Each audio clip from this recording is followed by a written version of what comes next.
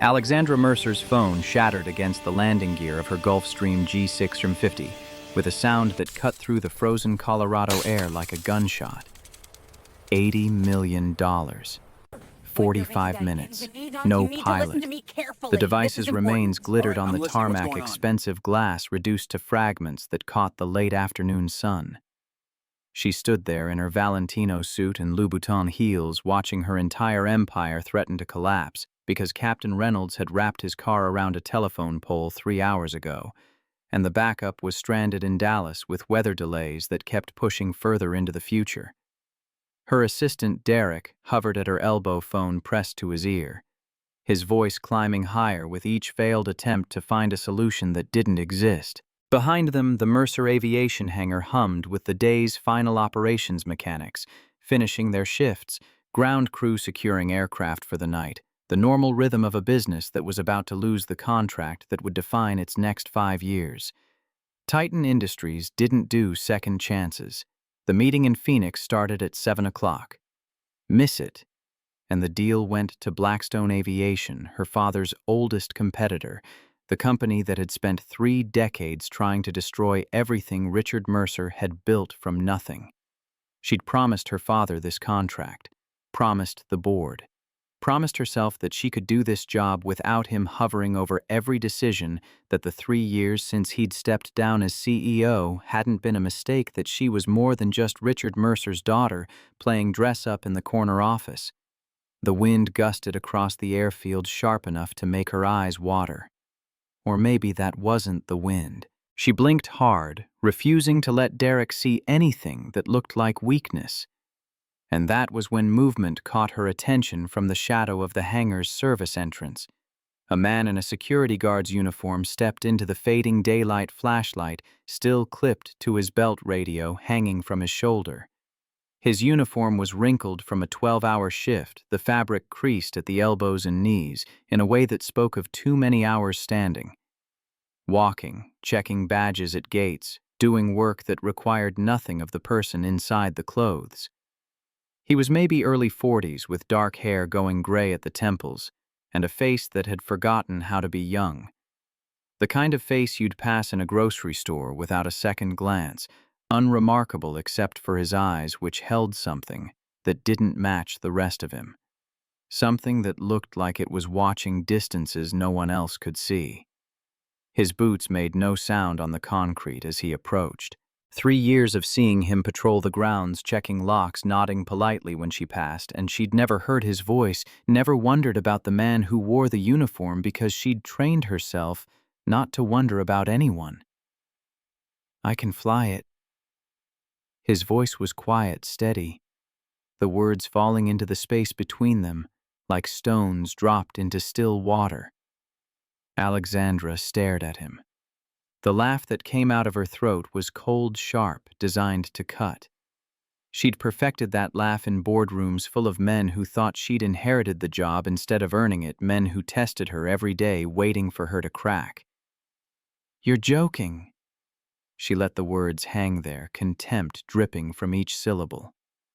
He didn't flinch, didn't smile, didn't do anything except stand there with his hands loose at his sides, meeting her eyes with that strange calm that made something in her chest tighten uncomfortably.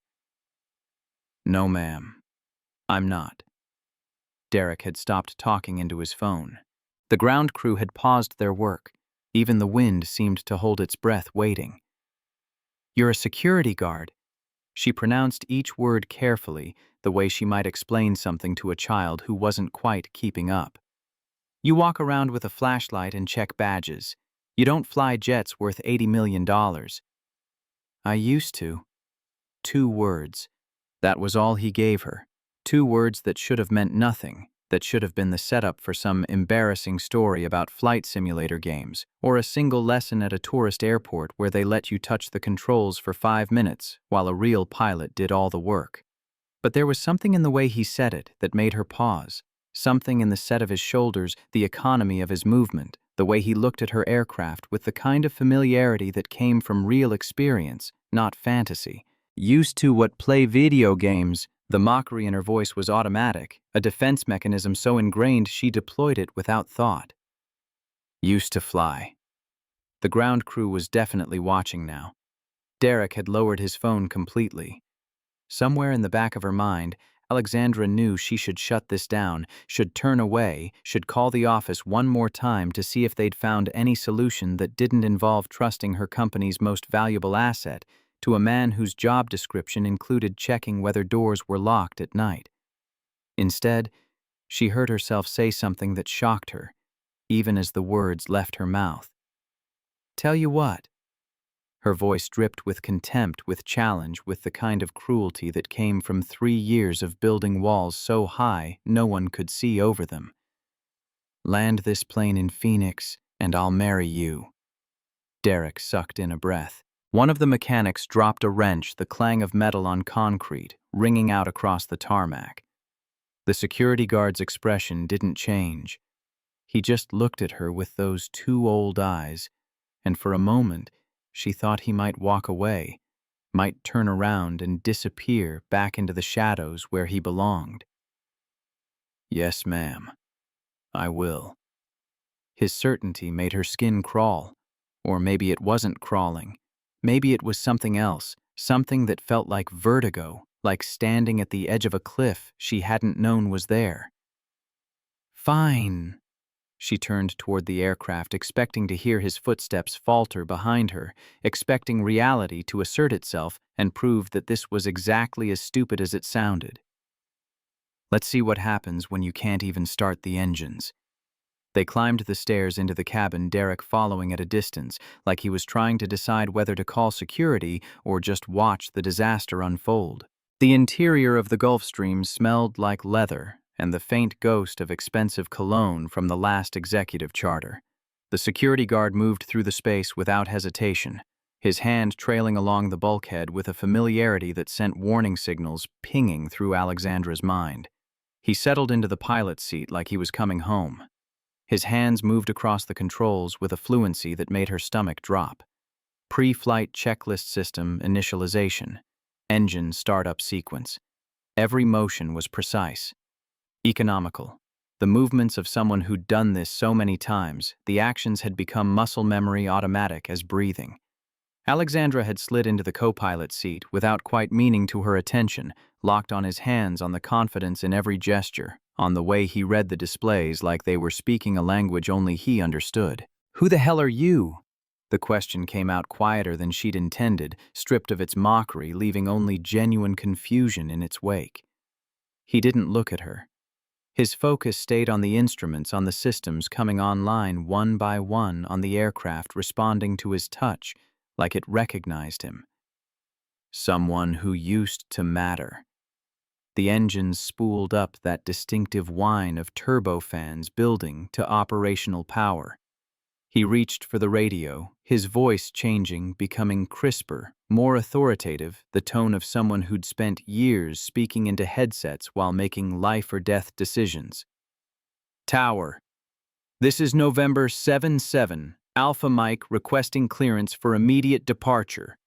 The response came back immediately, professional routine. "November 7-7, Alpha. Mike, you are cleared for runway 27. Wind southwest at 15 knots. Safe flight." The security guard's hands moved to the throttles. The aircraft began to roll, and Alexandra gripped her armrest hard enough to make her knuckles white, because this was insane. This was the single most reckless decision she'd made in her entire life, and she couldn't shake the feeling that she'd just stepped off a cliff without checking whether there was ground below or just empty air.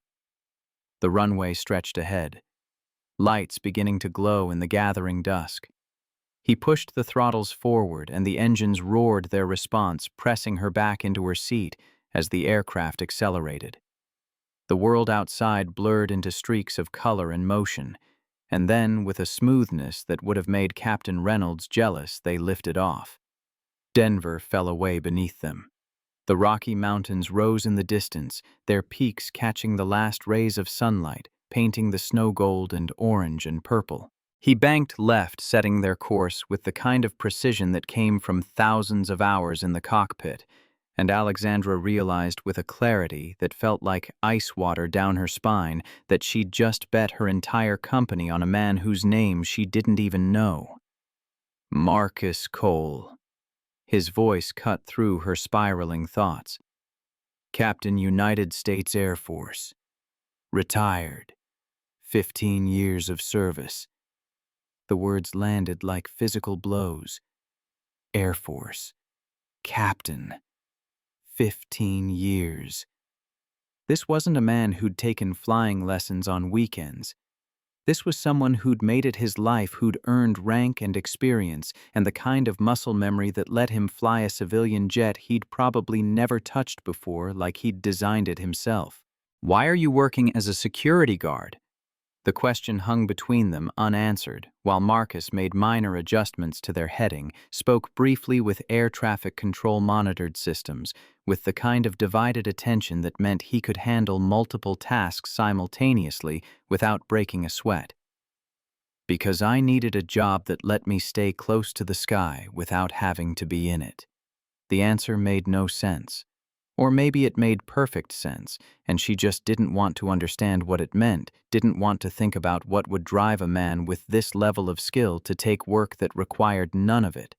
She should ask more questions, should demand a full explanation for how he knew what he was doing, whether his license was current, what the hell he meant by staying close to the sky without being in it. But exhaustion and shock and something that felt dangerously like relief were combining in her bloodstream, making her thoughts slow and thick, and instead of interrogating him, she found herself just watching his hands on the controls, the confidence in every adjustment, the way he flew like it was the most natural thing in the world. The flight took 2 hours. 2 hours of Alexandra sitting in stunned silence while a security guard flew her jet with more skill than anyone she'd ever hired. He communicated with air traffic control in that clipped professional language that pilots used, adjusted for turbulence, before she even felt the air start to roughen, made the descent into Phoenix so smooth she barely noticed the change in altitude until the city lights were spreading below them, like a constellation of human stars. The landing was perfect, wheels touching down with barely a chirp of rubber. The deceleration smooth and controlled every movement, speaking of experience, so deep it had become instinct. When he powered down the engines and sat back in his seat, the silence felt enormous. Alexandra's hands were shaking. She noticed that and hated it. Hated that this man had just shattered every assumption she'd built about the world, about competence, about the relationship between what people appeared to be and what they actually were. Thank you. The words felt inadequate, too small for what had just happened. I would have lost everything. Marcus Cole nodded once, a small gesture that acknowledged her gratitude without asking for more. Then he started the post-flight checklist, methodically going through the shutdown procedures with the same precision he'd shown during startup. And Alexandra realized she was watching someone for whom flying wasn't just a skill. It was a language, a way of being, something so fundamental to who he was that even trying to walk away from it hadn't worked. The meeting with Titan Industries happened in a glass-walled boardroom overlooking Phoenix's downtown core. Alexandra walked in, delivered her pitch, fielded their questions, and closed the deal with a confidence she didn't entirely feel because part of her mind was still in that cockpit watching a security guard fly her jet like he'd been born to do it. $80 million. 5-year exclusive contract. Titan Industries' entire executive transport fleet managed by Mercer Aviation. It was the kind of deal that would define the company's trajectory for the next decade, the kind of success her father had built his empire on, and she'd nearly lost it because of a car accident and weather delays and the fragile network of assumptions that held modern life together. She walked out of the building 2 hours later with a signed contract in her briefcase and a head full of questions she didn't know how to ask. Marcus was waiting by the aircraft doing a post-flight inspection with the methodical attention of someone who'd been trained to find problems before they became disasters. He was checking the landing gear, examining the tires, looking for stress fractures or fluid leaks or any of the 1,000 small failures that could kill people if left unnoticed. How did you learn to fly? She kept her voice neutral, professional, the tone she'd use to interview a job candidate rather than interrogate a security guard who'd just saved her company. He straightened, wiping his hands on a rag he'd pulled from somewhere. Air Force. 15 years.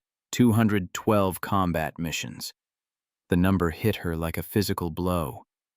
212. She'd read enough about military aviation to know what that meant. That was years of deployments, of flying into hostile territory, of bringing aircraft home with battle damage, of making decisions where the wrong choice meant people died. Combat pilots don't become security guards. She kept her voice flat, refusing to let him hear the confusion bleeding through. Not people with your record. The airlines would hire you tomorrow. Private companies would pay 6 figures without blinking. Some do. Marcus folded the rag, tucking it back wherever it had come from. Some don't. Why don't you? He was quiet for a long moment, his gaze distant, looking at something she couldn't see. When he spoke again, his voice had changed, become smaller, like he was talking to himself as much as to her. Because 4 years ago, I watched my wife's plane fall out of the sky, and I haven't been able to sit in a cockpit since. The words dropped into the space between them like stones into deep water, sending ripples through everything Alexandra thought she understood about this man. She opened her mouth to respond, to offer condolences or ask questions, or do any of the things you were supposed to do when someone revealed that kind of pain, but he kept talking, the words coming faster now, like a dam breaking. I was flying an F-16 about 2 miles behind her commercial flight. Training mission routine stuff. I heard the distress call over the radio. Engine failure, rapid descent. I saw her plane drop through the clouds. His voice cracked just slightly, a hairline fracture in his control. I heard her voice on the radio telling the pilot to tell Marcus she loved him. And then there was nothing. Just static and fire. Alexandra felt something cold settle in her chest, something that made it hard to breathe. She'd asked a simple question about his qualifications, and he'd handed her a tragedy so profound she couldn't begin to process it. I'm sorry. The words felt pathetically inadequate. I didn't know. You couldn't have. He turned back to the aircraft, resuming his inspection like the confession hadn't happened. I spent 15 years in the Air Force. I was good at it. I loved it. And then the thing I loved killed the person I loved more, and I couldn't do it anymore. But you flew today. She moved closer, trying to see his face, trying to understand how someone carried that kind of pain and still functioned. You flew my jet like you'd been doing it every day. I had to. He didn't look at her. You needed help, and I've spent 4 years hiding from the sky because I couldn't stand what it took from me. Maybe it's time to stop hiding. The flight back to Denver was quieter. Marcus flew with the same precision, but Alexandra thought she could see something different in his posture. Now a looseness in his shoulders that hadn't been there before, like confessing had released some pressure valve she hadn't known existed. She used the time to think, to process, to try to reconcile the man flying her aircraft with the security guard she'd been ignoring for 3 years. How many times had she passed him in the hallways? How many times had he nodded politely while she walked by without seeing him, without wondering about the life behind the uniform, without considering that people could be so much more than the roles they played? When they landed in Denver, the sun had set completely, leaving only the amber glow of runway lights and the distant twinkle of the city sprawling toward the mountains. Marcus powered down the engines with the same careful attention he'd shown throughout, completing every checklist item, making sure everything was secured properly. Your plane is in perfect condition, ma'am. His voice had reverted to that careful neutrality, the security guard voice, like the confession during the inspection had been a temporary aberration. You won't have any problems on your next flight. He moved toward the exit, and Alexandra realized with a sudden clarity that if she let him walk away now, he would disappear back into the shadows of the hangar, back into the uniform that made him invisible, and she would have missed something important. something that mattered in a way she couldn't quite articulate. Wait. The word came out sharper than she'd intended. What you did today flying this plane that must have been terrifying. Marcus paused at the door. He didn't turn around, just stood there with his hand on the frame, his back straight, his shoulders carrying weight she couldn't see but could somehow feel. Yes, ma'am, it was. But you did it anyway. I had to. You needed help. And I've spent 4 years running from pain. Maybe it's time to run towards something instead. He left, before she could respond, climbing down the stairs and disappearing into the gathering darkness of the airfield. Alexandra sat alone in the cockpit, staring at the empty pilot's seat, feeling like the world had shifted on its axis, and she was the only one who'd noticed. That night, sleep didn't come. She lay in her penthouse apartment, staring at the ceiling, replaying the day in her mind. The shattered phone, the impossible bet, the security guard who'd turned out to be a decorated combat pilot carrying grief so heavy it had driven him underground for 4 years. She thought about her own life, about the walls she'd built after Brandon left, after her father had stepped down and the weight of the company had landed on her shoulders like a physical burden. She'd convinced herself that control was the same as strength, that if she just worked hard enough, stayed focused enough, shut everyone out completely enough, she could build something that couldn't be taken away. But watching Marcus fly today, watching him face his worst fear to help a stranger, she'd seen something that made her walls feel less like protection and more like prison. He'd spent 4 years hiding, same as her. The difference was he'd stepped out of hiding when someone needed him, and she couldn't remember the last time she'd taken a risk that wasn't calculated down to the decimal point. 3 years ago, Brandon had left with words that still cut when she let herself remember them. You're too much, Alexandra. Too driven, too focused, too everything. I can't be Mr. CEO. I need someone who puts me first. She'd hardened after that. Decided that needing anyone was weakness. That trust was just another word for vulnerability. That the only safe path was the one you walked alone. The company had thrived under her leadership, profits up, market share, expanding every metric pointing toward success. And she'd come home every night to an empty apartment and told herself that was strength, that was what winning looked like. But maybe she'd been lying to herself.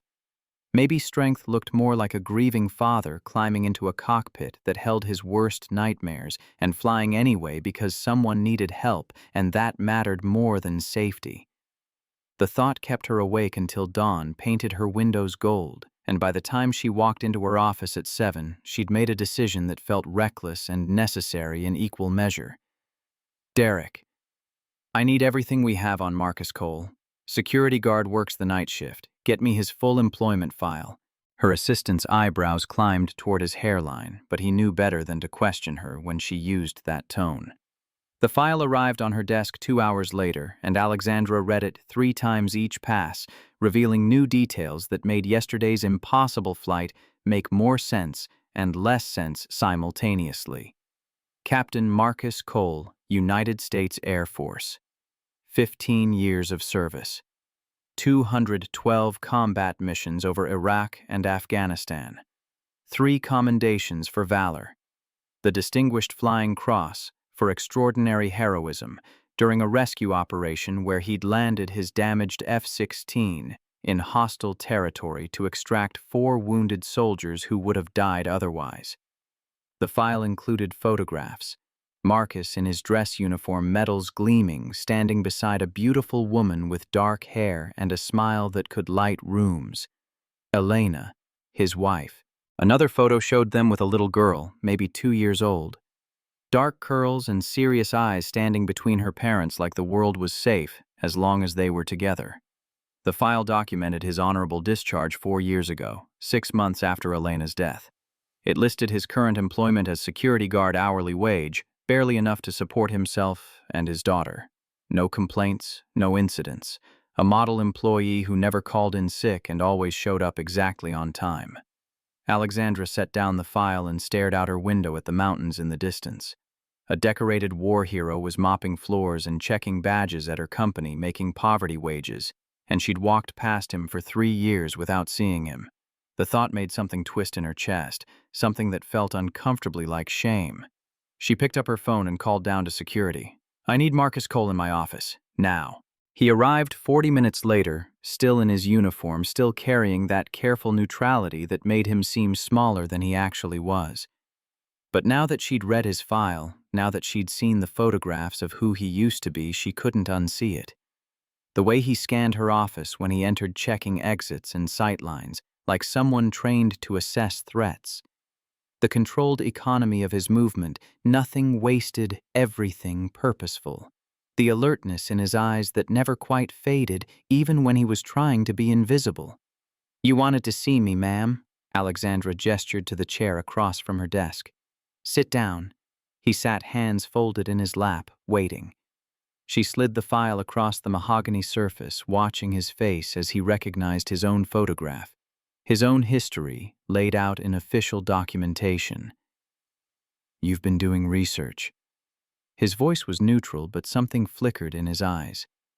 Pain, maybe, or resignation. "You're a hero, Marcus." She kept her voice level, professional, refusing to let emotion bleed through. "You saved soldiers. You served your country for 15 years with distinction, and you're working as a security guard for $15 an hour, making barely enough to support your daughter. It's honest work. It's a waste." The words came out harder than she'd intended. "You're one of the most skilled pilots I've ever seen, and you're walking around with a flashlight checking badges. That's not honest work. That's hiding." His jaw tightened, the first crack in his careful control. "I told you why I can't fly." "No, you told me why you chose not to fly. That's different." "Is it?" "Yes." Alexandra leaned forward, pressing her advantage. "Yesterday you flew for the first time in 4 years. You faced your worst fear to help someone you didn't even know. That tells me the pilot is still in there. He's just been buried under grief and guilt." Marcus looked away, his hands tightening in his lap. "You don't know what you're talking about." "Maybe not, but I know what I saw in that cockpit. And I know that your daughter deserves a father who's living, not just surviving." The words hit him like a physical blow. She watched him flinch, watched the careful mask slip enough to show the pain underneath, and felt a surge of something that might have been guilt, or might have been triumph. She was pushing hard, maybe too hard, but she'd built her company by identifying value where others missed it, and Marcus Cole was the most undervalued asset she'd ever encountered. "I'm offering you a job." She pulled out the folder she'd prepared, sliding it across the desk. "Chief Training Officer for Mercer Aviation. You'd design our training programs, oversee pilot certifications, establish safety protocols. Salary is 4 times what you're making now. Full benefits, flexible hours, so you can be there for your daughter." Marcus stared at the folder like it might explode. "Why?" "Because you're wasted where you are. Because you saved my company yesterday. And because—" She paused, choosing her words carefully. "Because I think you deserve a second chance." The silence stretched between them, thick with implications neither of them wanted to name. Outside aircraft engines whined as planes taxied toward runways, the normal rhythm of business, the sound of her empire functioning smoothly because yesterday a security guard had stepped out of the shadows and saved everything. "I need to think about it." Marcus stood, leaving the folder untouched on her desk. "I need time. Take all the time you need." She watched him move toward the door, and something made her add, "Marcus." He turned back, waiting. "Yesterday when you made that joke about marrying me, why did you say it?" Alexandra felt heat rise to her cheeks, an unfamiliar sensation that made her want to look away. But she'd spent 3 years training herself never to flinch, never to show weakness, so she held his gaze and kept her voice steady. "I was being cruel. I didn't mean it." "I know, but there was something in your voice, something that sounded like you were testing yourself as much as you were testing me."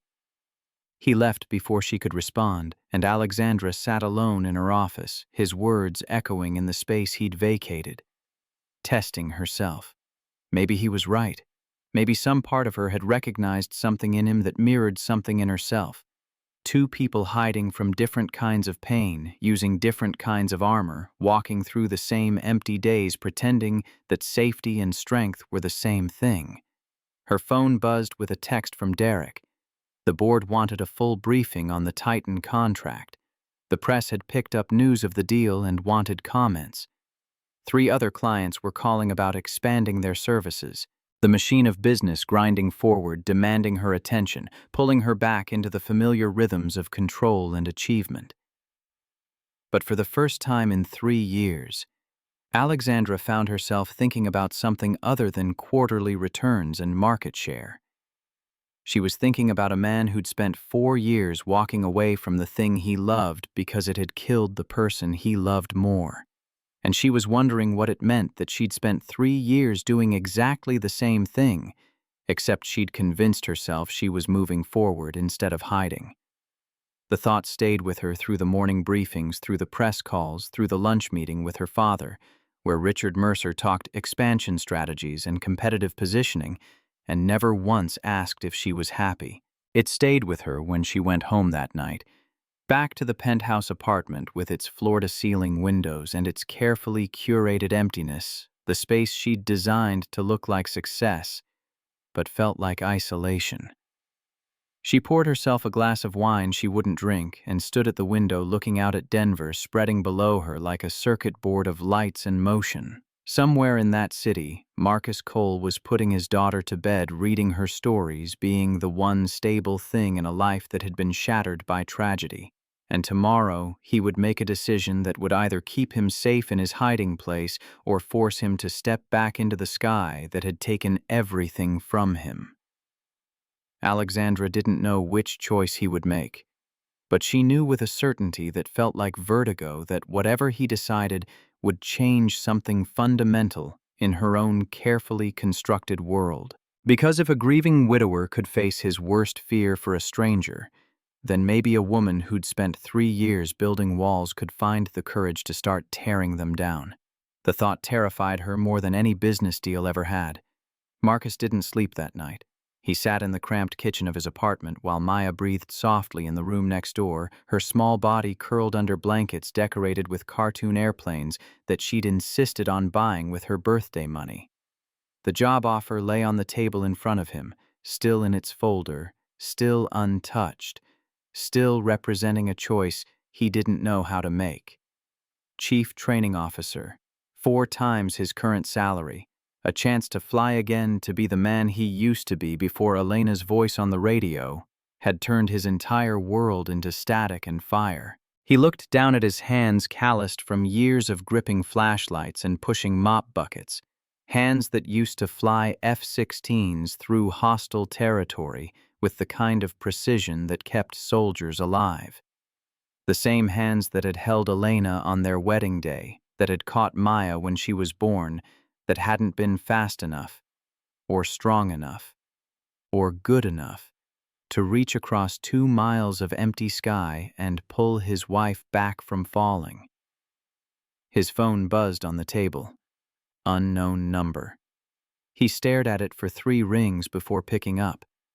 The text was simple. Direct, pure Alexandra Mercer. I know I'm asking you to face something terrifying, but I also know you've faced worse. Take the time you need. Marcus set down the phone and walked to Maya's room, standing in the doorway the way he did most nights, watching her sleep, cataloging the small changes that marked her growth from the toddler who'd lost her mother to the 6-year-old who asked questions he didn't know how to answer. Her nightstand held a worn notebook filled with crayon drawings. He picked it up, flipping through pages of helicopters and jets and fantastical flying machines that could never exist outside a child's imagination. She drew them constantly, obsessively, like she was trying to reach something just beyond her grasp. The last page stopped him cold. A new drawing he hadn't seen before. two stick figures standing next to a plane, one tall, one small. Above them, in wobbly 6-year-old handwriting, "Daddy and me flying together."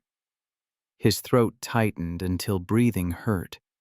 Maya didn't remember Elena couldn't remember her mother's face or voice or the way she used to sing off-key while making breakfast. But somehow, she remembered the sky carried it in her blood. Like genetic memory drew it into being every day, because some part of her knew that flying mattered, that it meant something she was too young to articulate. Marcus closed the notebook, kissed his daughter's forehead, and walked back to the kitchen. Then he picked up his phone and typed 3 words. "I'll take it." He hit send at 3 in the morning, and Alexandra's response came back so fast he knew she'd been awake too. "Welcome to Mercer Aviation. See you Monday." The weekend passed in a blur of logistics. Marcus gave his notice to the security company, endured the exit interview, where his supervisor kept asking if they'd done something wrong, if there was anything they could have changed to make him stay. He wanted to laugh at the question, wanted to explain that 4 years of checking badges had been exactly right for a man who needed to be near aircraft without touching them, but there was no way to make that make sense to someone who hadn't watched their wife die from 2 miles away. He bought new clothes, cheap button-downs and khakis from Target because his last dress shirts had stopped fitting years ago, and his budget couldn't handle anything better. He arranged for Maya to stay with Mrs. Chen next door after school, paid the deposit he couldn't afford, felt the familiar weight of money anxiety pressing against his lungs. Maya watched all of it with those serious eyes that belonged on someone much older. "Are you going to fly again, Daddy?" They were eating dinner mac and cheese from a box because it was the 5th of the month, and payday wasn't until the 15th. She'd asked the question between bites casual as asking about the weather, but Marcus heard the weight underneath. "Maybe. Would that be okay with you?" She considered this, chewing slowly, and he saw Elena in the tilt of her head, the way she thought through problems before answering. "Mommy's in the sky. If you fly, you'll be closer to her." The words hit like shrapnel. Marcus set down his fork, not trusting his hands to stay steady. "Is that what you think, that Mommy's watching from up there?" "Mrs. Chen says people who die become angels. Angels live in clouds." Maya's logic was simple, irrefutable, the kind of concrete thinking that made 6-year-olds believe in magic, because the alternative was too terrible to consider. "So, if you fly, you can wave to her." Marcus pulled his daughter into his lap, held her close, breathed in the scent of her strawberry shampoo and the laundry detergent he bought in bulk. She was too young to carry this kind of grief, too small to understand that the sky wasn't heaven, and death wasn't a relocation to a better neighborhood where you could visit if you just got high enough. "I love you, baby girl, more than anything in the world." "I know, Daddy. That's why you should fly. Because Mommy loved flying too, and when you fly, it's like you're both doing the same thing even though she's not here." The wisdom of children. Or maybe just the desperate logic of a kid trying to make sense of absence, trying to build a bridge between the father she had and the mother she couldn't remember. Either way, Marcus held her until she squirmed to get down, until she went back to her mac and cheese like she hadn't just given him permission to stop punishing himself. Monday morning arrived with Colorado sunshine that made the mountains look like they'd been carved from light. Marcus drove to Mercer Aviation in his 12-year-old Honda Civic, the engine making noises that suggested expensive repairs in his near future, and parked in the employee lot where he'd parked for 4 years without anyone noticing or caring who he was. The difference was immediate. Derek met him at the entrance, handed him a security badge that said Chief Training Officer instead of Security Guard, and escorted him through corridors he'd only ever walked at night when the offices were dark and empty. "Ms. Mercer wants to see you first thing. Conference Room B." Alexandra was waiting with coffee and a stack of files that looked thick enough to use as weapons. She'd traded her Valentino suit for something slightly less intimidating, though on her anything would look like armor. Her hair was pulled back in that severe style she favored, the one that made her look like she was preparing for battle. "I'm glad you said yes." She pushed a coffee toward him, black, no sugar, somehow knowing that was how he took it. "I wasn't sure you would." Maya convinced me. He picked up the cup, grateful for something to do with his hands. "She thinks if I fly, I can wave to her mother." Something flickered across Alexandra's face, too quick to identify. "She sounds wise beyond her years." She's had to be. They spent the next 3 hours going through organizational charts, safety protocols, training curricula that hadn't been updated since her father ran the company. Alexandra laid out her vision with the kind of systematic precision he recognized from mission briefings, each point building on the last every detail considered. "Our training program is outdated. We're certifying pilots who can pass tests but can't handle real emergencies." She pulled out an incident report, slid it across the table. "Last year, we had 2 near misses that should never have happened. Pilots froze under pressure because they'd been trained to follow checklists, not to think."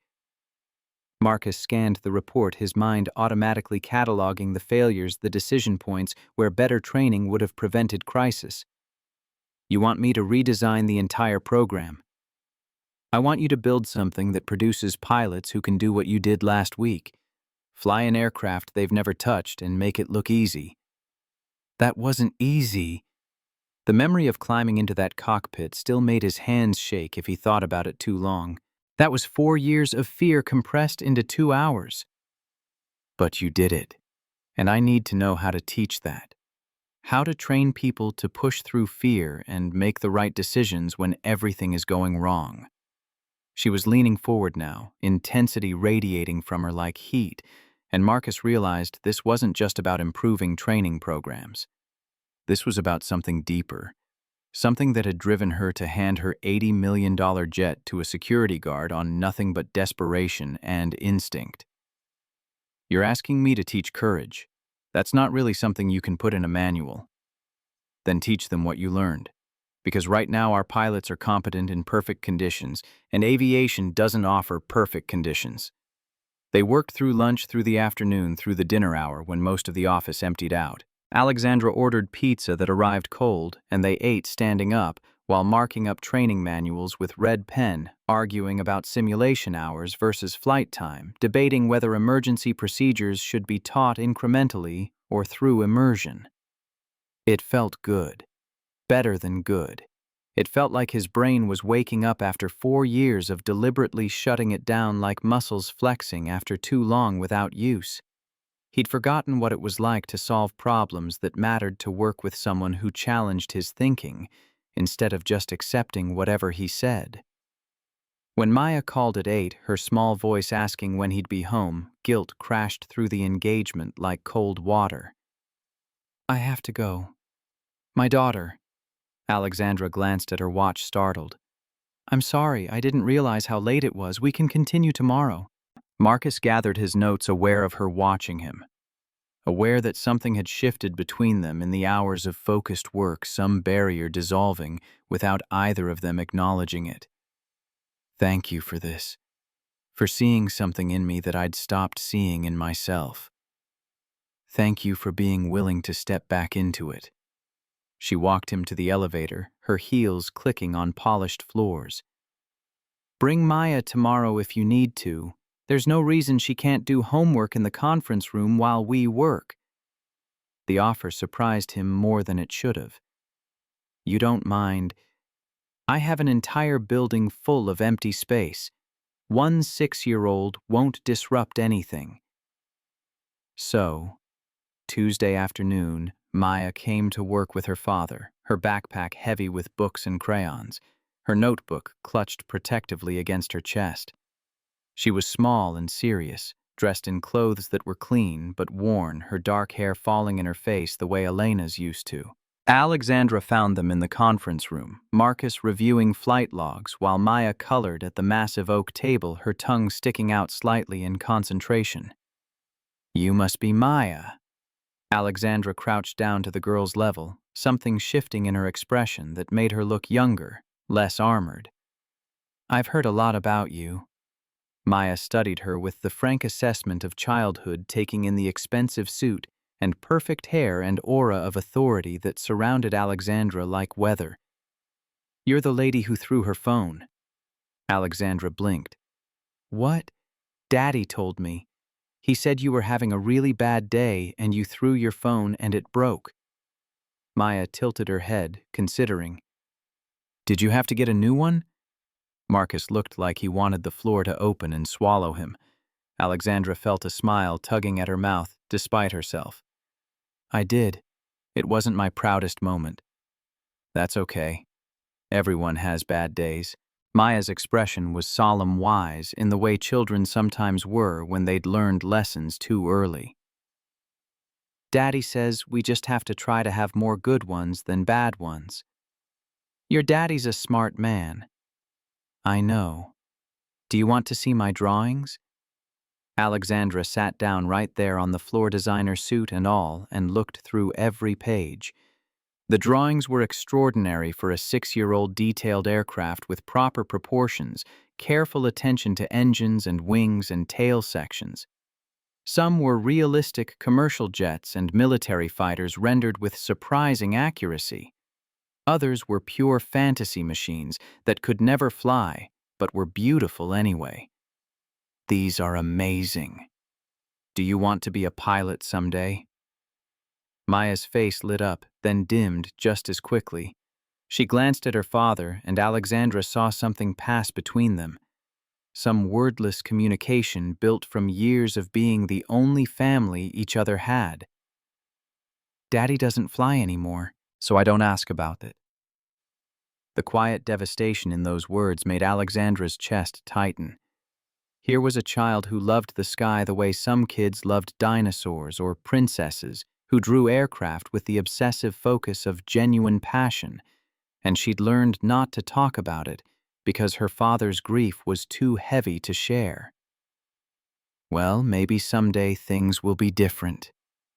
Alexandra kept her voice carefully neutral, refusing to make promises she couldn't guarantee. "Your daddy's going to be teaching pilots now, so he'll be around planes all the time." Maya nodded, but the light didn't return to her eyes. She went back to her drawing, and Alexandra stood catching Marcus's gaze across the table. He looked stricken, the kind of pain that came from watching your child sacrifice their dreams on the altar of your trauma. After that, Maya became a regular presence in the building. She'd arrive after school, do homework in the conference room, wander the halls looking at photographs of aircraft on the walls, pepper pilots with questions about their flights. The staff adopted her almost immediately, this serious little girl who talked about thrust-to-weight ratios and asked whether helicopters were harder to fly than fixed-wing aircraft. Alexandra found herself stopping by more often than necessary, checking on things that didn't need checking, making sure Maya had snacks and colored pencils and someone to talk to when Marcus was in meetings. She told herself it was about being a good employer, about creating a family-friendly workplace, about all the corporate buzzwords that justified her attention. But late at night, alone in her penthouse, she admitted the truth. She was watching Marcus with his daughter, watching the way he lit up when Maya showed him a new drawing, the way he'd drop everything to answer her questions no matter how busy he was, the way he carried her to his car at the end of long days with her head on his shoulder and her notebook clutched in sleep. She was watching, and she was wondering what it would feel like to be loved like that, to matter to someone the way Maya mattered to Marcus, to be part of something that felt real instead of performative. 3 years ago, Brandon had said she was too much. Too driven, too focused, too ambitious to leave room for anything else. She'd hardened after that, convinced herself that his leaving proved she was better off alone.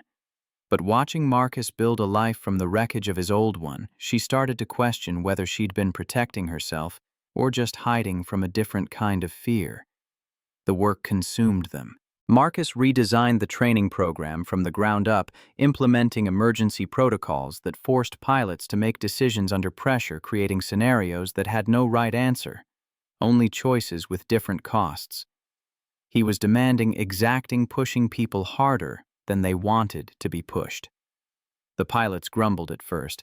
They didn't like being told their skills weren't good enough by someone who'd appeared out of nowhere with no credentials they recognized. But when Marcus demonstrated emergency procedures in the simulator handling scenarios that would have killed most of them, the grumbling stopped. "Where did you learn that?" one pilot asked after Marcus had safely landed a simulated double-engine failure at 14,000 feet over mountainous terrain, a situation that should have been unsurvivable. "Experience." Marcus climbed out of the simulator, his shirt damp with sweat, despite the air conditioning. "You learn fast when the alternative is dying." Alexandra watched it all from a distance, giving him space to establish himself to prove his value to a staff that had been skeptical of her hiring choice. But she felt pulled toward him in ways that had nothing to do with work. Felt herself manufacturing reasons to be in the same room, finding excuses to stay late when she knew he'd be there. It was dangerous. He was her employee. He was still grieving a wife who'd died 4 years ago. He had a daughter who needed stability, not the chaos of her boss developing inappropriate feelings. She had a company to run, a reputation to maintain, walls that had taken 3 years to build and shouldn't come down just because a man knew how to fly and loved his daughter with a fierceness that made her throat tight. But control had never felt this exhausting before. One evening, she found him alone in the simulator room after everyone else had gone home. It was late past 9, and Maya was asleep on the couch in Marcus's office, wrapped in a blanket someone had brought from the break room. He was sitting in one of the flight simulators, but the screens were dark. He was just sitting there, hands on the controls, staring at nothing. Alexandra knocked softly on the doorframe. "You okay?" Marcus startled, slightly pulled from wherever his thoughts had taken him. "I didn't hear you come in." "Sorry, I was finishing reports and saw the light on." She moved closer, drawn by something in his posture, some quality of stillness that suggested he was holding something heavy. "What are you doing?" "I come here sometimes after Maya's asleep, just to—" He trailed off, searching for words. "To remember what it felt like before everything went wrong." Alexandra sat down in the simulator next to his, close enough to talk quietly, far enough to maintain the pretense of professional distance. "Tell me about it." "About flying before." Marcus was quiet for a long moment, his hands resting on controls that weren't connected to anything that couldn't take him anywhere except memory. "Flying used to be the only place I felt free. Up there, nothing else mattered. Not bills, not problems, not all the messy, complicated stuff on the ground. Just the sky and the aircraft and the feeling that anything was possible." His voice had changed, softened, like he was talking about a lover instead of a skill. Alexandra found herself leaning forward, caught by the intimacy of his words, by the glimpse of who he'd been before grief had rewritten everything. "And now the sky is where I lost her." His voice cracked just slightly, the same hairline fracture she'd heard on the tarmac that first day. "Now every time I look up, I see that plane falling. I hear her voice on the radio. I feel myself reaching for her, even though she was 2 miles away and there was nothing I could do." Alexandra reached out without thinking, covered his hand with hers. The contact felt electric, dangerous, like touching a live wire. "Marcus, you couldn't have saved her. You know that, right? 2 miles away in a different aircraft, there was nothing you could have done." "I should have been on that flight." The words burst out of him like they'd been locked behind a dam that finally broke. "Did you know that I was supposed to be with her? We were going to visit her parents in Phoenix, but I got called in for a training mission at the last minute. She said it was fine, she'd go alone, we'd celebrate when she got back." He closed his eyes, and Alexandra saw tears on his cheeks that he didn't bother to wipe away. "The last thing I said to her was, 'Have a safe flight.' And then I watched her die." The pain in his voice was so raw it hurt to hear. Alexandra tightened her grip on his hand, unable to offer comfort, because there was no comfort for this kind of loss. No words that could make it smaller or more bearable. "I've spent 4 years punishing myself. 4 years hiding from the sky because I couldn't stand to be in it without her. But then you—" He stopped, shook his head. Then you threw your phone on the tarmac and dared me to fly. I was being cruel, testing you. You were being desperate. There's a difference. He turned his hand over, lacing his fingers through hers. And something about that desperation broke through. For the first time in 4 years, I had a reason to fly that wasn't about me or my pain. It was about helping someone else. Alexandra felt tears prick her own eyes, threatening to spill over and ruin the careful makeup she used like armor. I'm glad you were there. I'm glad you stepped forward. Me too. Marcus looked at their intertwined hands, his calloused palm against her soft skin. I didn't know it at the time, but I think that flight saved my life. They sat there in the dark simulator room, hands clasped, not speaking. Outside, the airfield was quiet. The last flights of the day already landed, the building settling into its night rhythms. Inside, something was shifting. Walls coming down defenses, crumbling. Two people who'd spent years hiding, finding themselves suddenly visible to each other. I should check on Maya. Marcus's voice was rough, thickened by emotion. Make sure she's okay. I'll walk with you. They found Maya still asleep on the couch, her notebook open to a drawing she must have been working on before she drifted off. Alexandra looked at it and felt her heart stop. It was a picture of 3 people standing next to an airplane. One tall with short hair, clearly Marcus. One small with long dark hair, Maya. And one in between with yellow hair and a red dress. A woman who looked nothing like Elena's photographs, but everything like Alexandra Mercer. Below the figures in Maya's careful 6-year-old handwriting, my family. Alexandra looked at Marcus. He was staring at the drawing with an expression she couldn't read, something between hope and terror, like he'd just seen the future and didn't know whether to run toward it or away. She drew this today. Alexandra's voice came out barely above a whisper. Marcus nodded slowly, unable to look away from the picture. She must have. Marcus, She didn't know how to finish the sentence, didn't know what she was trying to say. That his daughter's drawing made something in her chest feel too big for her ribcage, that she'd spent 3 years building walls and a 6-year-old had just demolished them with crayon and paper. She likes you. His voice was thick with emotion. He wasn't trying to hide anymore. She talks about you constantly. Miss Alexandra said this. Miss Alexandra showed me that. I haven't seen her attached to someone like this since... He didn't finish the sentence. He didn't need to. I like her too. More than I expected to. Alexandra reached out, touched the edge of the drawing with one finger. She's special. Yeah, she is. Marcus finally looked at her, and the raw vulnerability in his eyes made her breath catch. And you?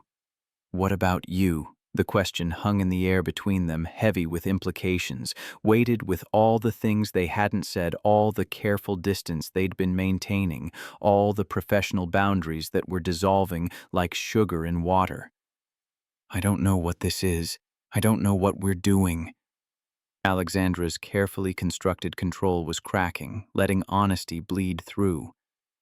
But I know that when I'm with you, I feel like myself for the first time in years. And that terrifies me. Why? Because the last time I let someone in, he destroyed me. And I swore I'd never let that happen again. Marcus stepped closer, close enough that she could feel the warmth of his body, smell the detergent on his cheap shirt, and the coffee they'd been drinking for hours. I'm not him. I know. Her voice was barely audible. And I'm not asking for anything. I'm not expecting anything.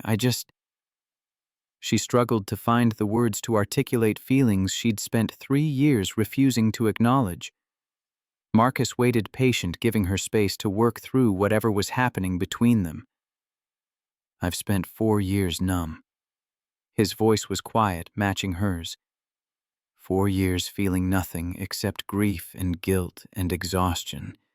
And then you came along and suddenly I'm feeling things again.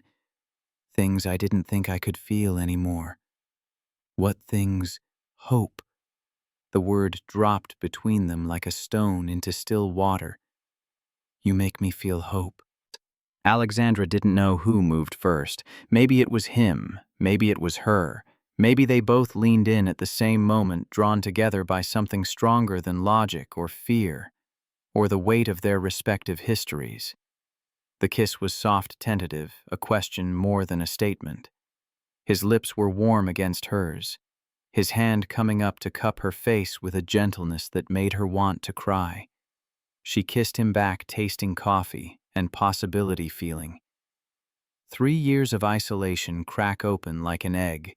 When they pulled apart, Maya was still sleeping on the couch, oblivious her drawing of My Family still open on her lap.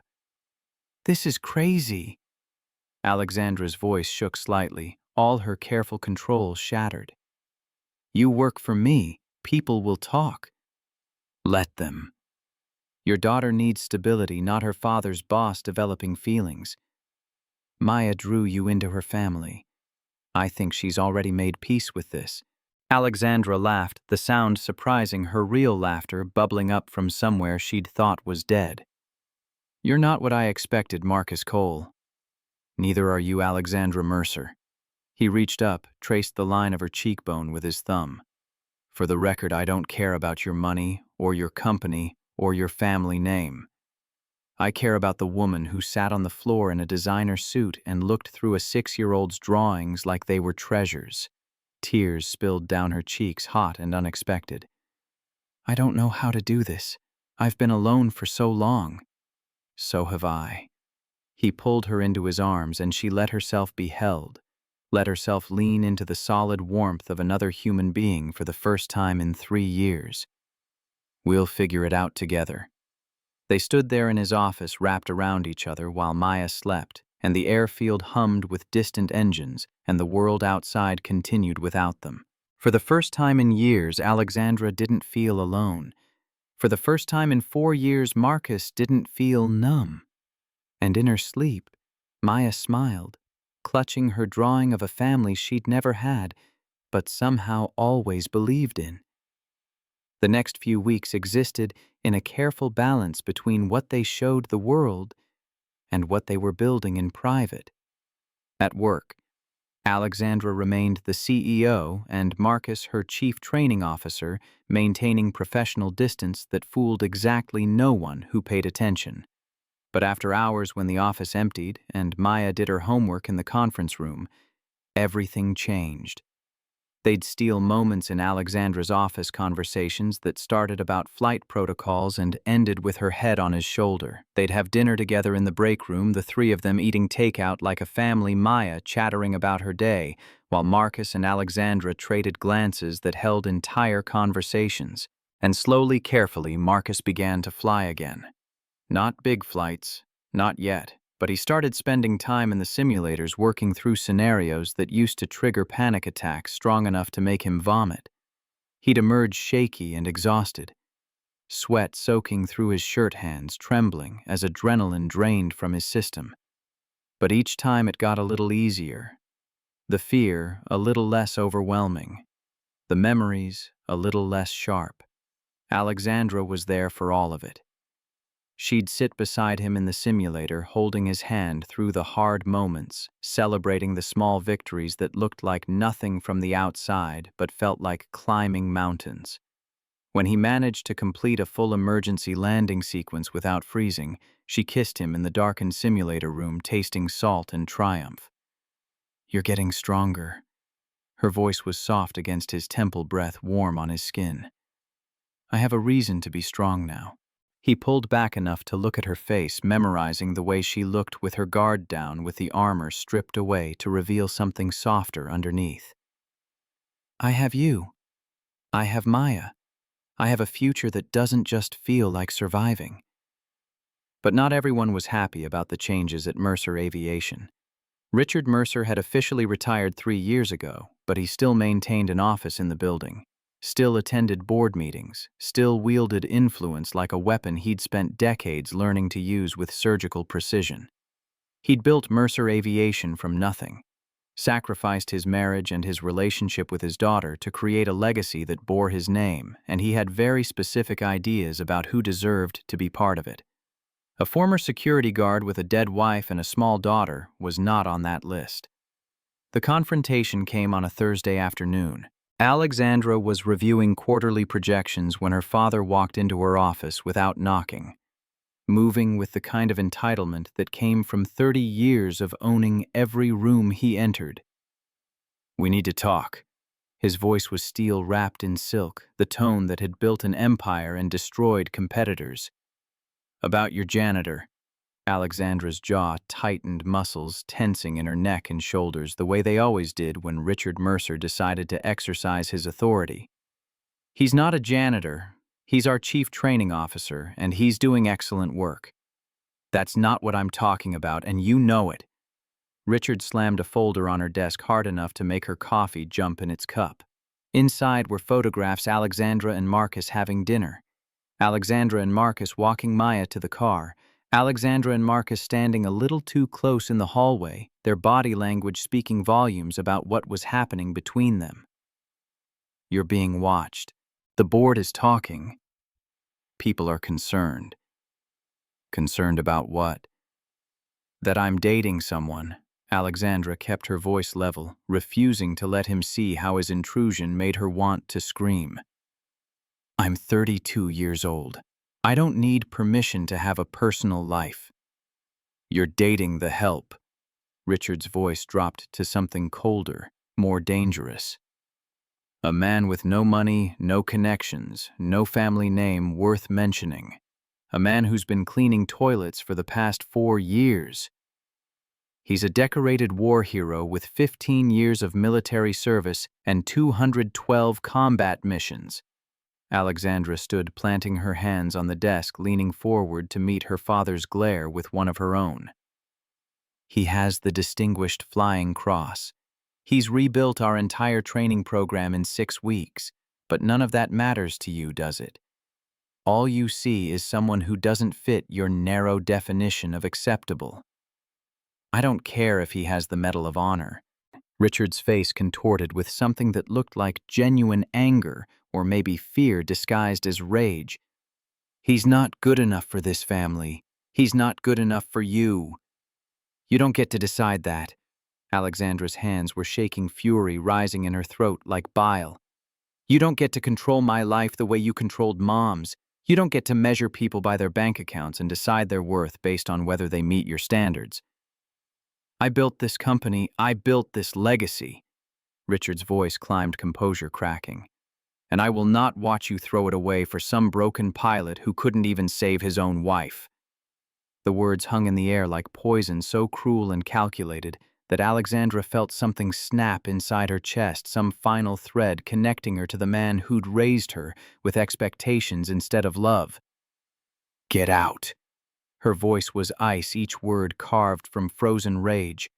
"Get out of my office. Get out of my building. And don't ever, ever speak about him that way again." "Alexandra, you're making a mistake." "Then it's my mistake to make." She pointed at the door hand steady, even though her entire body was trembling. "And if you can't accept that, you can leave the board too. Because I'm done. I'm done trying to be the daughter you wanted. I'm done building my life around your approval. I'm done letting you decide what's acceptable and what isn't." Richard's face contorted with something between fury and pain. "Your mother would be ashamed. My mother left because you drove her away with your control and your expectations and your complete inability to see people as anything other than assets or liabilities." Alexandra's voice cracked, years of suppressed rage finally breaking free. "Don't you dare use her memory against me." Father and daughter stared at each other across a gulf that had been widening for years, maybe decades. A chasm built from unmet expectations and love that had curdled into control. Something flickered in Richard's eyes, pain maybe, or regret, or the dawning realization that he'd pushed too hard and broken something he couldn't fix. Then he turned and walked out without another word, the door closing behind him with a soft click that sounded like the end of something.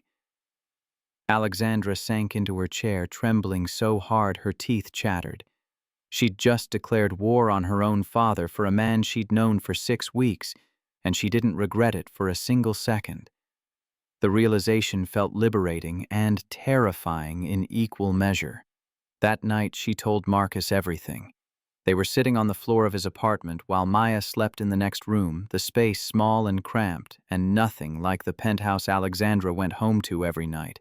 But it felt more like home than her apartment ever had, warm and lived in, marked by the small chaos of a child and a father, making a life together. "I'm sorry." Marcus's voice was rough, weighted with guilt. "I've caused problems between you and your father." "No. The problems were already there." Alexandra leaned against his shoulder, drawing comfort from his solid presence. "You just gave me a reason to stop pretending they weren't real. My father has been trying to control my life since I was Maya's age. Who I dated, what I studied, what I wore, everything had to reflect well on the Mercer name. Everything had to serve the legacy he was building." "That sounds exhausting." "It was. It is."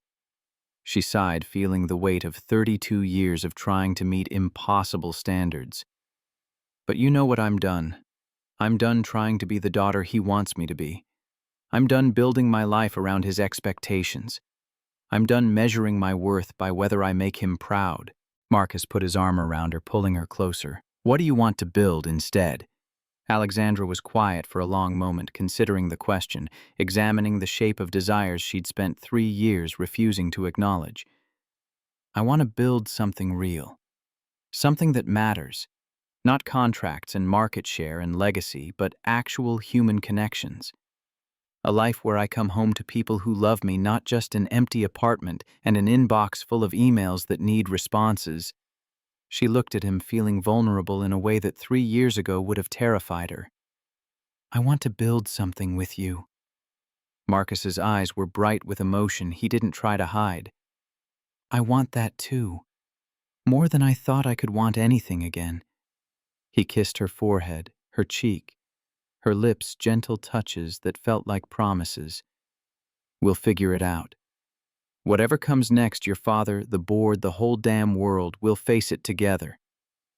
Alexandra believed him. For the first time in her life, she actually believed that she didn't have to face things alone, that partnership wasn't weakness but a different kind of strength. But the universe wasn't finished testing them. The call came at 6:47 on a Tuesday morning. Alexandra was in her office early reviewing quarterly reports when Derek burst through the door without knocking, his face pale, hands shaking. "We have a problem, a big one." She looked up, adrenaline already spiking. "What kind of problem?" "Training flight. One of ours. The engine failed at 14,000 feet. Derek's voice cracked. "They're over the mountains about 30 miles west. 3 students on board and 1 instructor." Alexandra's blood went cold ice flooding through her veins. "Where's Marcus?" "Already in the control room. He got the emergency call 5 minutes ago." She grabbed her jacket and ran, heels clicking on polished floors as she raced toward the control room, where Marcus would be trying to talk down a plane full of people who were about to die if something didn't change very quickly. The control room was chaos. Voices overlapped, radios crackled, screens displayed tracking data that was getting worse by the second. Marcus stood in the center of it all, headset on, voice calm and steady, as he talked to the distressed aircraft, his tone betraying none of the fear she could see in the tension of his shoulders. "November 4-2 Delta, what's your current altitude?" The radio crackled. A young voice, terrified, came through the speakers. 11,000 and dropping. We've lost all engine power. Instructor Patterson is unconscious. He hit his head during the initial failure. I don't know what to do." Alexandra watched Marcus's jaw tighten, watched his knuckles go white as he gripped the edge of the console. This was his nightmare made real, a plane falling from the sky, lives hanging by a thread. Except this time, he wasn't just watching. This time, he was the only hope they had. "What's your name, son?" Marcus's voice stayed steady despite the tension radiating from his body. Tyler Morrison. I'm a second-year student. I've only got 40 hours of flight time. The kid sounded like he was about to cry. I'm not ready for this. I can't do this. Okay, Tyler. Listen to me carefully. You're going to be fine. I'm going to talk you through this step by step.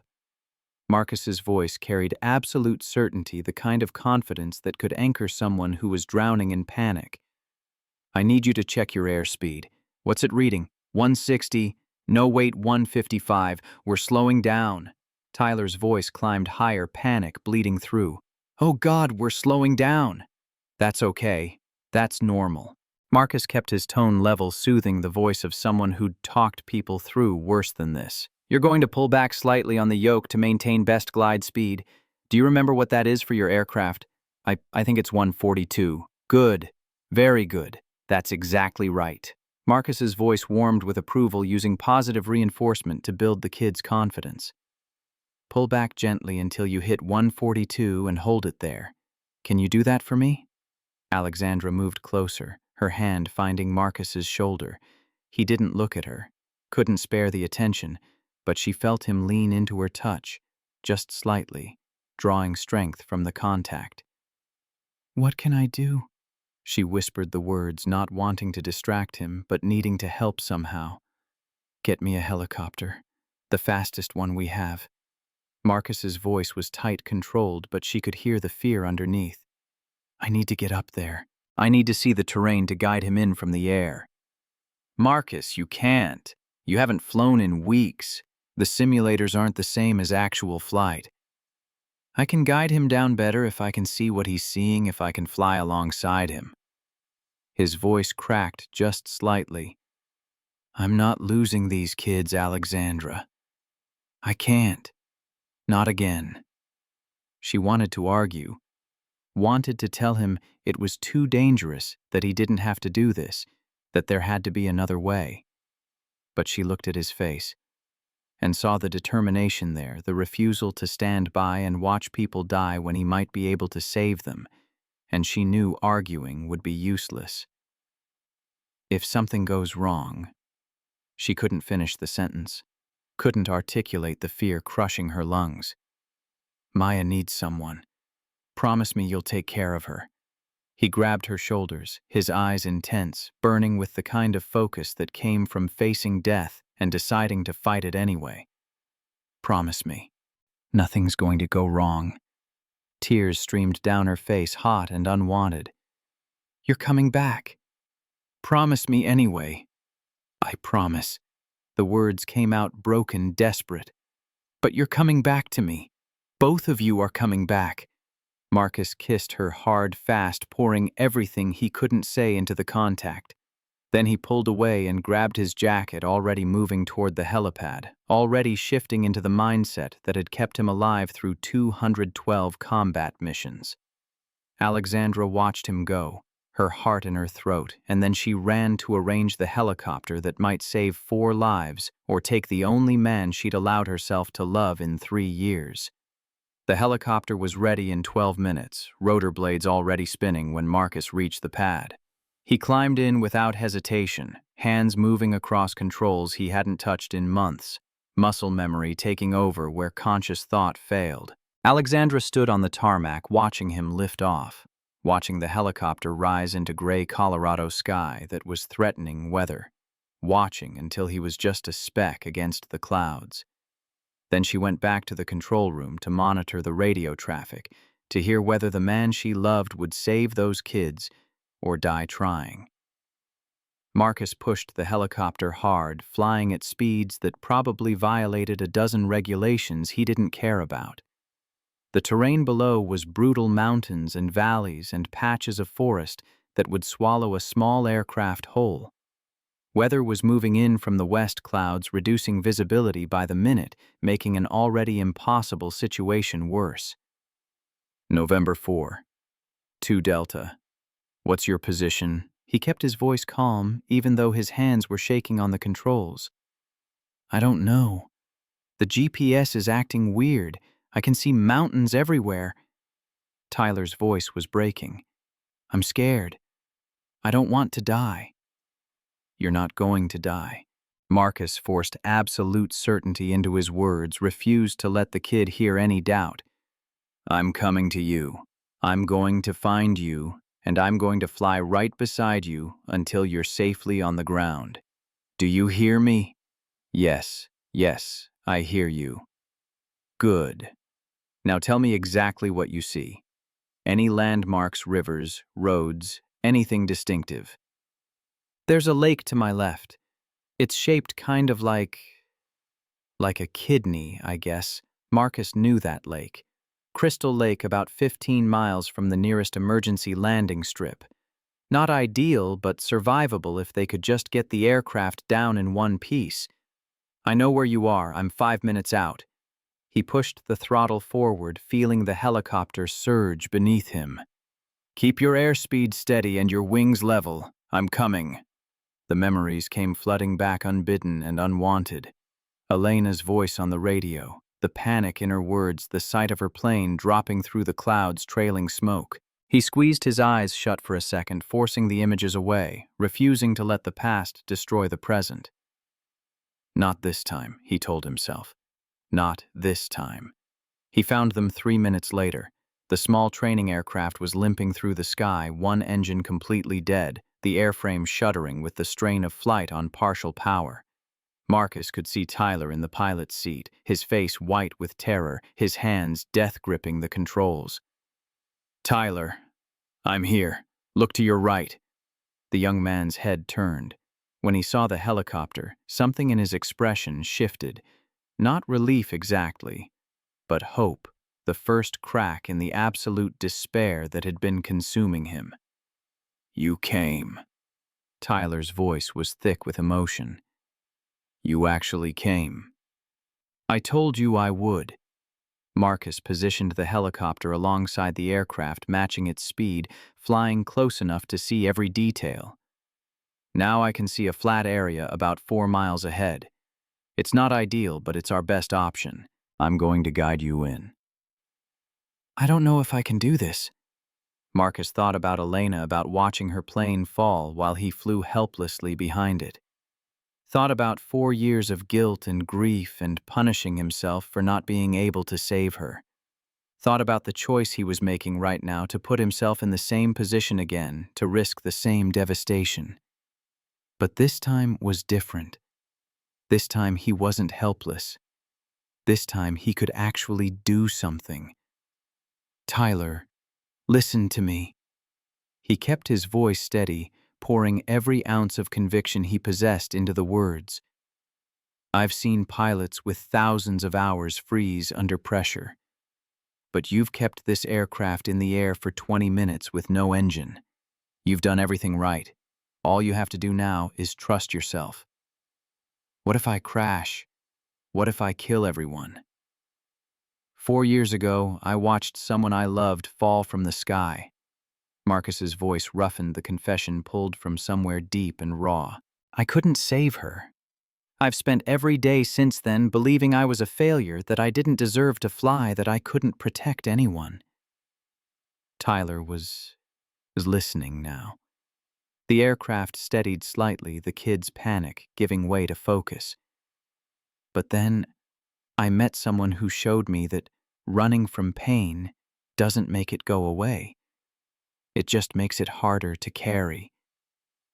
Marcus took a breath, fighting to keep his voice level. You are not going to crash. You are going to land this plane. And when you do, you're going to walk away knowing you survived the impossible. Silence on the radio. Then Tyler's voice came through stronger than before, still scared, but also determined. Okay. Tell me what to do. They started the approach.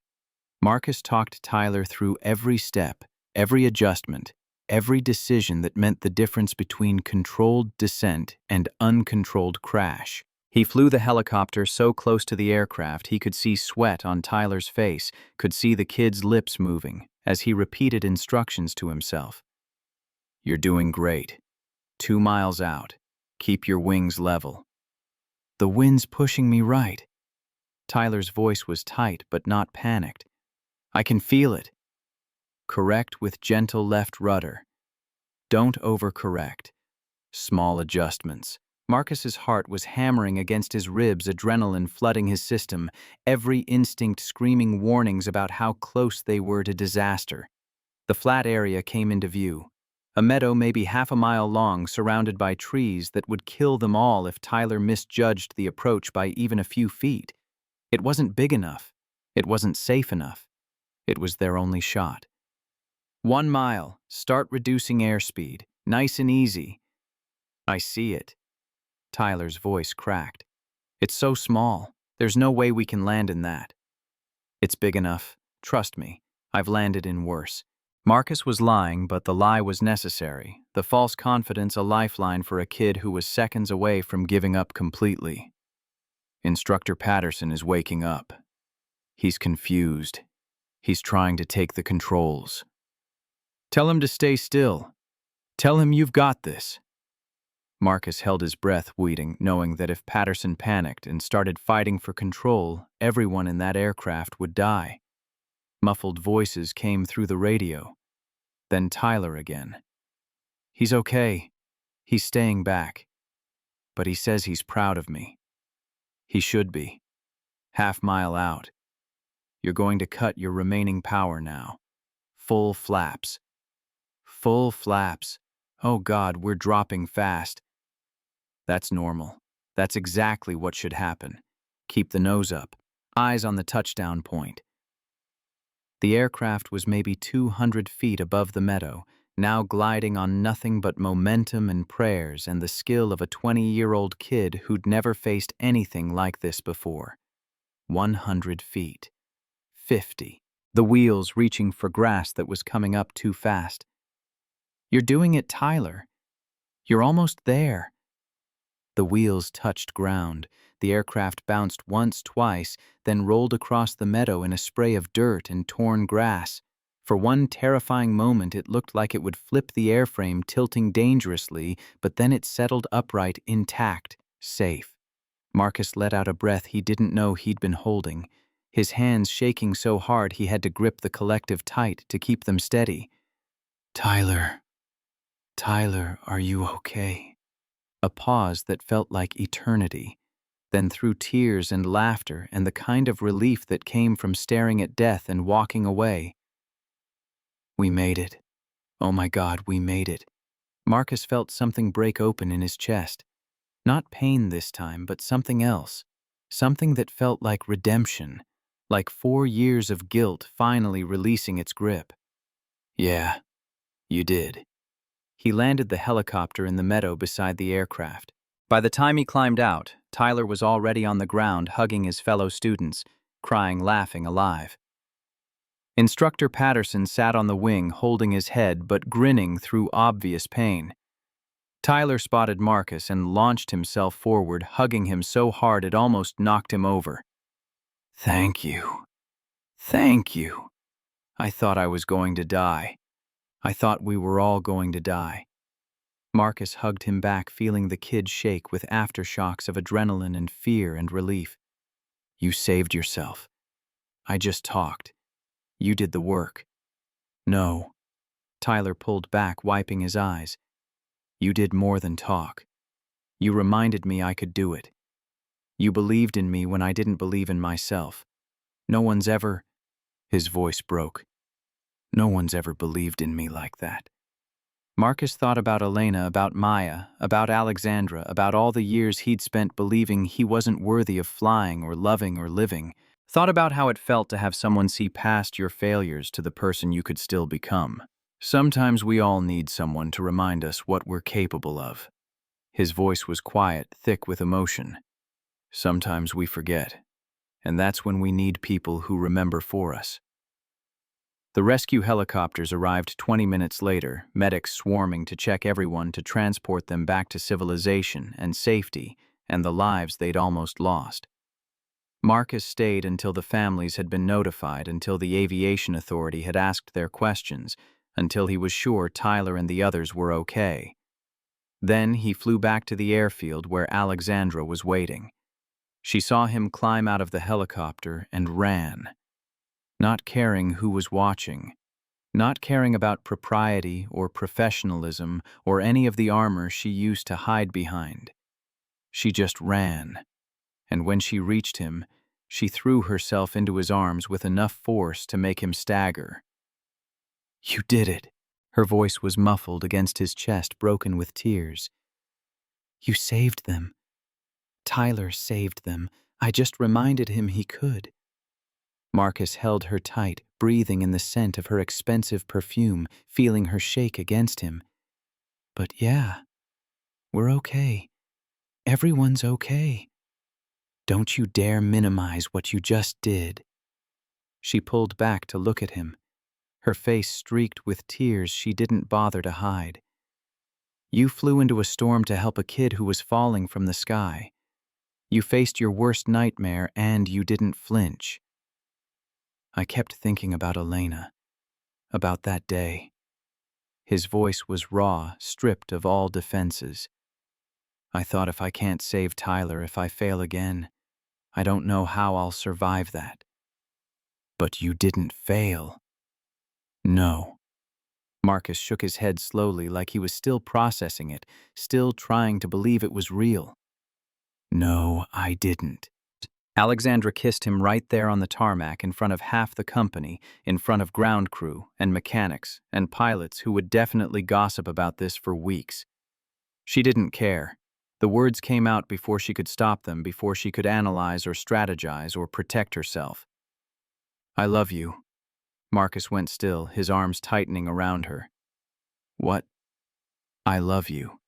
I've been trying not to say it because it's too soon and it's too complicated, and I'm terrified of getting hurt again." Her voice broke. "But watching you fly into that storm, not knowing if you'd come back, I love you, Marcus Cole, and I don't want to waste another second pretending I don't." Marcus cupped her face in his hands, his eyes bright with tears. "I love you too. I think I've loved you since you threw your phone at that landing gear and dared me to fly, since you looked at me and saw something worth saving." They stood there on the tarmac, wrapped around each other, while the world buzzed around them with congratulations and questions, and the normal chaos of crisis survived. And neither of them noticed Richard Mercer standing 30 feet away, watching everything with an expression that was slowly transforming from anger to something that might have been understanding.